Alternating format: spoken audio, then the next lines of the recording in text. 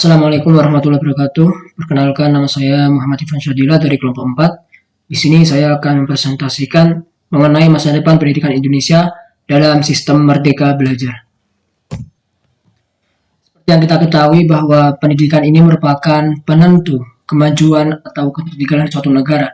Oleh karena itu, pendidikan ini dapat dijadikan sebagai indikator bahwa negara tersebut dapat dikatakan sebagai negara yang maju ataupun negara yang tertinggal.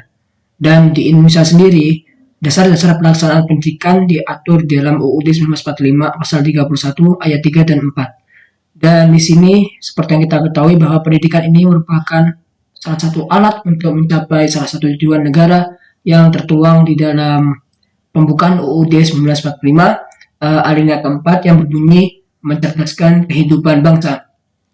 Dari tujuan inilah kita ketahui bahwa Indonesia memang benar-benar menginginkan suatu negara yang maju dengan cara mencerdaskan kehidupan bangsa, yang mencerdaskan penduduknya dengan melalui pendidikan.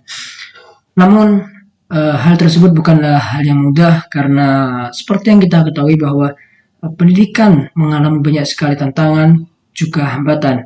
Dan berdasarkan hasil survei yang dilaksanakan oleh PISA pada tahun 2019 lalu, Indonesia menempati posisi 74 dari 79 negara. Tentu ini sangat miris karena mengingat bahwa negara ini memiliki banyak sekali penduduk dan padat yang harusnya dapat mengoptimalkan sumber daya manusianya sehingga dapat membawa Indonesia ini bersaing dengan negara-negara maju lainnya. Dalam rangka mengatasi permasalahan-permasalahan yang menimpa yang dialami oleh pendidikan di Indonesia ini, Mendikbud yakni Bapak Nadiem Makarim memberikan terobosan atau inovasi yakni yang dikemas dengan nama Merdeka Belajar. Di dalam Merdeka Belajar ini terdapat beberapa kebijakan yang dapat kita ketahui, di antaranya yaitu kebijakan terkait USBN, UN, RPP, dan PPDB.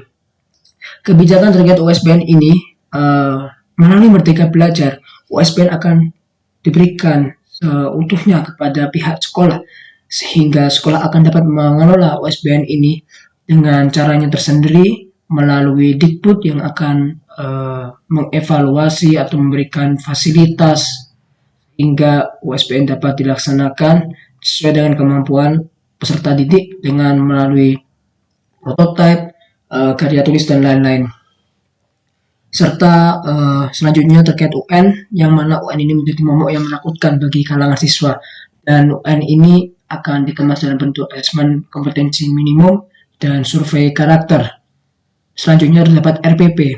Dalam sistem Merdeka Belajar ini, RPP yang sebelumnya beratus-ratus lembar dapat disingkat menjadi hanya satu halaman saja, dan selebihnya akan dikembalikan kepada guru untuk memaksimalkan kerja guru atau memberikan kesempatan kepada guru bagaimana guru dapat berkreativitas dengan sistem pembelajaran yang akan dilaksanakan.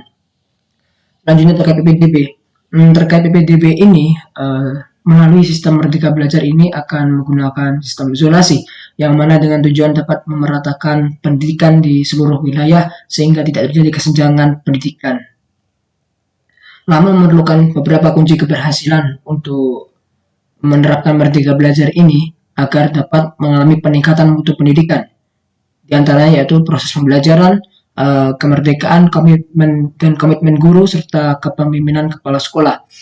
Dengan melalui proses pembelajaran, dengan menerapkan Merdeka Belajar ini diharapkan dapat menggabungkan atau mengkombinasikan sistem pembelajaran dengan kompetensi abad 21 yang diantaranya yaitu komunikasi, kolaborasi, berpikir kritis, serta kreativitas, sehingga akan melahirkan generasi-generasi yang unggul dan memiliki sumber daya manusia yang optimal.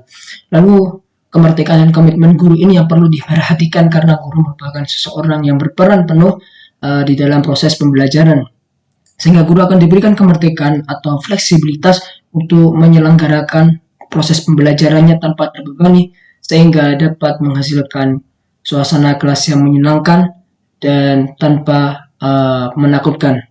Lalu kepemimpinan kepala sekolah ini diperlukan seorang kepala sekolah yang mampu memanajemen suatu lembaga sekolah sehingga dapat menjaga hubungan antara guru dengan guru, guru dengan karyawan sekolah, guru dengan orang tua atau wali murid tetap terjaga.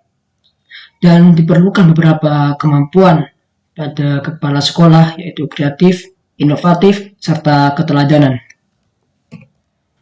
Lalu masa depan pendidikan Indonesia ini akan mengalami beberapa hal, diantaranya yaitu era masyarakat 5.0 yang disuarakan oleh Jepang, yang mana pada era ini akan menyeimbangkan, mengintegrasikan antara teknologi dengan kehidupan sosial. Oleh karena itu diperlukan kemampuan literasi. Literasi tidak hanya menilai kemampuan dalam membaca, namun yaitu menilai hasil analisa bacaan. Di antara literasi, di antaranya yaitu literasi media, literasi informasi, serta literasi digital. Lalu, selain itu diperlukan suatu integrasi teknologi sehingga masyarakat ataupun generasi-generasi Indonesia tidak akan mengalami tidak akan mengalami ketertinggalan teknologi. Dan karena itu melalui sistem Merdeka Belajar ini diperlukan seorang guru yang mampu mengakses teknologi dengan baik, mampu menggunakan teknologi dalam proses pembelajarannya sehingga dapat bersaing di dalam era 5.0 ini. Oleh karena itu, melalui Merdeka Belajar ini, kita harapkan bahwa Merdeka Belajar ini sebagai solusi untuk menghadapi masa depan yang begitu penuh tantangan maupun gangguan yang akan menunggu. Itulah yang dapat saya sampaikan. Mohon maaf apabila ada kesalahan kekurangan. Wassalamualaikum warahmatullahi wabarakatuh.